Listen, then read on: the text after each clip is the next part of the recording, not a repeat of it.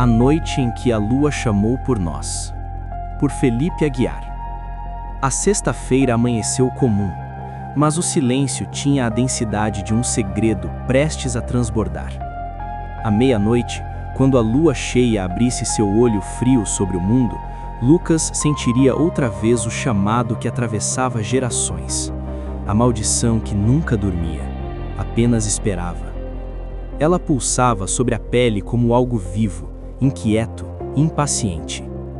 Por isso, ao cair da noite, ele dirigiu sozinho até o sítio distante da família, escondido entre eucaliptos que se curvavam ao vento como cúmplices antigos.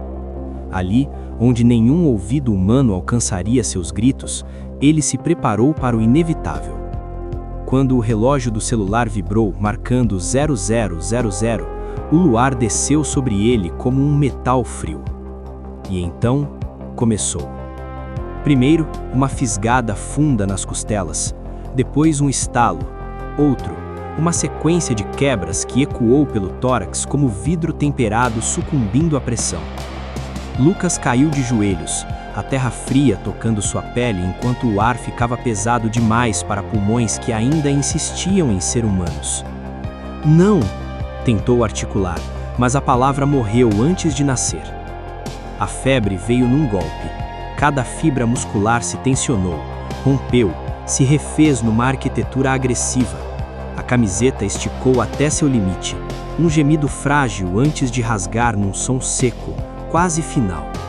O coração galopava num ritmo impossível, como se tentasse escapar do próprio corpo. A pele se elevou e depois cedeu, enquanto pelos escuros irrompiam como sombras empurrando a carne por dentro. A mandíbula projetou-se com um estalo úmido, os dentes alongando-se, abandonando seu formato humano com a naturalidade cruel de algo que sempre esteve destinado a acontecer. A última coisa que Lucas sentiu antes de desaparecer dentro da fera foi medo. Um medo breve, humano, e então até isso se dissolveu no vermelho. A besta tomou seu lugar. Os olhos, agora amarelos e líquidos, varreram a escuridão. O mundo não era mais imagem, era cheiro, calor, movimento, presa.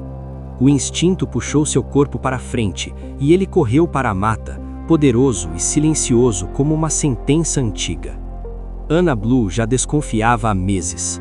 Não eram apenas os sumiços de sexta-feira, ou o jeito como Lucas desviava o olhar quando o calendário se aproximava da lua cheia. Era algo nela também. Sempre que ele mudava, algo vibrava sob sua pele, uma eletricidade estática, uma sintonia involuntária, como se ela fosse um rádio encontrando a frequência dele. Naquela noite, movida por um medo que não sabia mais separar do amor, ela o seguiu. Andou entre os troncos grossos, o coração martelando com tanta força que parecia anunciar sua presença à floresta inteira. Até o ar estava diferente ali, mais denso, mais vivo, mais perigoso. E então ela o viu. Ouviu o que ele havia se tornado. A criatura era colossal, uma massa de músculos, sombra e luar. O instinto de sobrevivência gritou dentro de Ana. "Corra!" Seu corpo congelou. O suor frio escorreu pelas costas. Cada parte dela implorou para que fugisse daquele predador, porque aquilo definitivamente não era o garoto que segurava sua mão no corredor da escola. Mas quando o lobisomem ergueu o focinho e farejou o ar, ela não correu. Algo nela, algo que não sabia nomear, a manteve firme. Uma voz antiga em seu sangue sussurrou que aquele terror não era para ela. O estalo de folhas secas debaixo do tênis soou como um disparo. A criatura virou a cabeça num movimento muito rápido. Os olhos amarelos cravaram-se nela. O rosnado começou no peito da fera e morreu antes de alcançar a garganta. Ele deu um passo. Ana prendeu a respiração. Ele não atacou. O lobo circulou ao redor dela, confuso, aspirando seu cheiro como quem tenta lembrar um sonho esquecido. Havia ali, por trás de toda a ferocidade, um resquício de Lucas. Não um pensamento, mas um reconhecimento instintivo. Com uma coragem que parecia herdada de outra existência, Ana estendeu a mão. "Lucas", sussurrou, mesmo que sabesse que talvez não houvesse mais palavras dentro daquela criatura. Quando seus dedos tocaram o peito da fera, o mundo pareceu recuar. Não foi ataque, não foi agressão, foi um encaixe, uma chave girando na fechadura certa. Uma descarga percorreu o braço de Ana, brutal e absoluta, como se a lua descesse direto para dentro dela. A maldição não foi transferida, foi ativada. O toque dele apenas rompeu o lacre de algo antigo que ela carregava em silêncio no DNA, aguardando a noite certa, o chamado certo. Ana caiu de joelhos, um grito rasgando sua boca. A dor não vinha de fora, vinha de dentro. Os ossos arquearam-se, reorganizando-se num ritmo implacável.